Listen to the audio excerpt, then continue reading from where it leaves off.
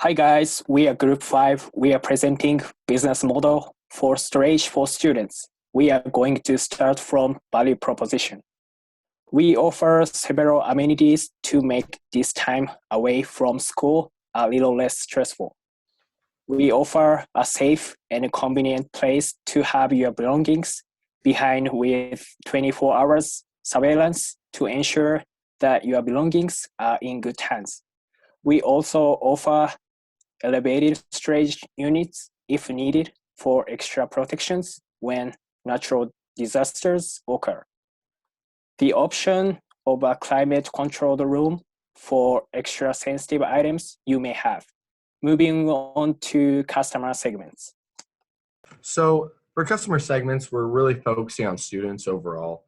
And of the students, we're really focused on students that live outside of the state or the country and they're in need of short-term storage. So that could be that they're going home for the summer, they're studying abroad, taking a semester off. Maybe they're in between housing. So these are really the people that we're focusing on in our customer segments.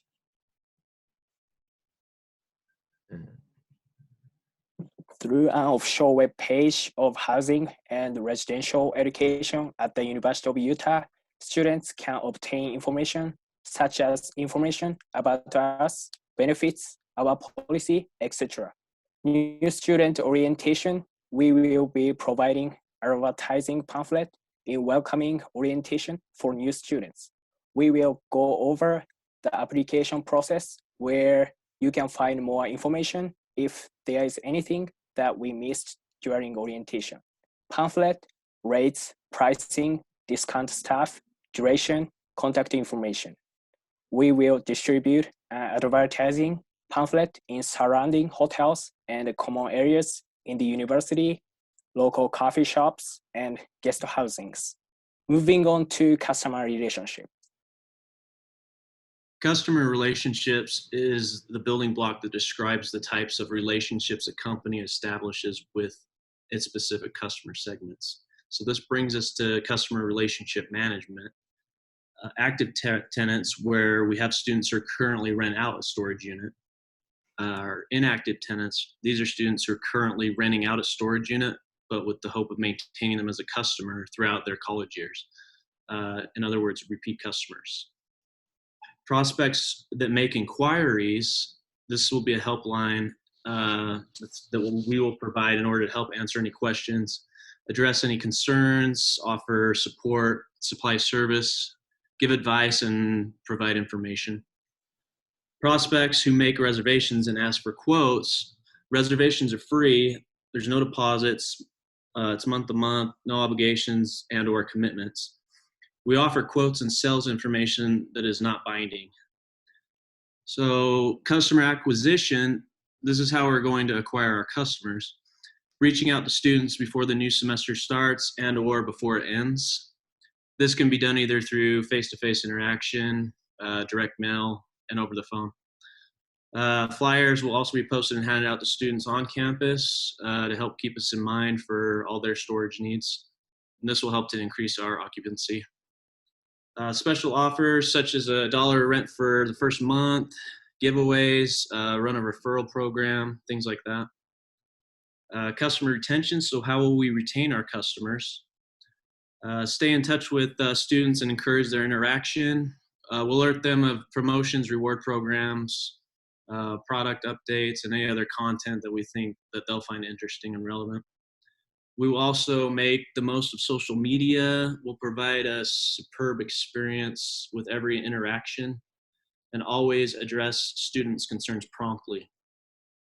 Seek opportunities to improve the facility units, services, and overall customer experience, even after earning a customer's business. We will offer a plethora of convenient features and amenities like 24-hour access, text reminders, mail delivery, and pay online portals. We can also increase our sales by upselling. So this could be like a student who has a lot of furniture and personal belongings that won't fit into one storage unit, and a second unit may be required. So now we will transition into the revenue stream slide. So in terms of revenue, it's pretty simple. The model, what we want to do is we want to have three different options: small, medium, and large storage options, whether someone just has a few boxes or a small suitcase they want to keep with us, or they have a TV, more of a medium, and a large would be entail space for furniture and other larger items. And also we would be able to get revenue through the picking up and dropping off. We could also tack on some more streams of revenue through selling containers, boxes, tape, and other materials like that. So moving on to some of our key aspects of our business plan. So first, for resources, we'll obviously need a storage facility in order to actually put all of the students' belongings. But then we'll also need quite a few resources for the moving of these belongings. So like moving trucks and vans, we'll need movers as employees, and then we'll need supplies so that the students will be able to pack up their belongings, such as boxes and dollies. So we see three key activities in our business model. First, storing of all the things that the student may own, and then transporting in order to get all of their stuff from their apartment or house to our storage facility. And then also marketing will obviously be important in getting students interested in our business. Our key partner is going to be University of Utah Housing, because that's where we want to start our business, and we want to be able to pair with them so that the on-campus students will be able to have an easy access to our storage. The CPRE, a full-service commercial real estate firm, released in 2018 a self-storage operating expense report identifying costs that are common in this industry across the board. They identified as fixed costs real estate taxes and property insurance. And then for variable costs, we have utilities, repairs and maintenance, administration, on-site and off-site management, and of course, advertising. Next slide. So as for our testing, for figuring out what we need to do to be able to make our business model better, well, first we sent out a survey to a bunch of students from the U, and we got a pretty positive response for the idea of a storage service for students that may need a place to put their belongings while they go home or else in other places during the summer or other parts of the year. We were also able to do a couple interviews during the time that we were given, just figuring out what students like or dislike about our business model. We also were able to email the U of U Housing Administration, and while we're still waiting for a response for them, that will definitely play into our build, measure, learn process, trying to figure out what we need to change in order for the U of U Housing to be on board with our mission and want to use us as a service.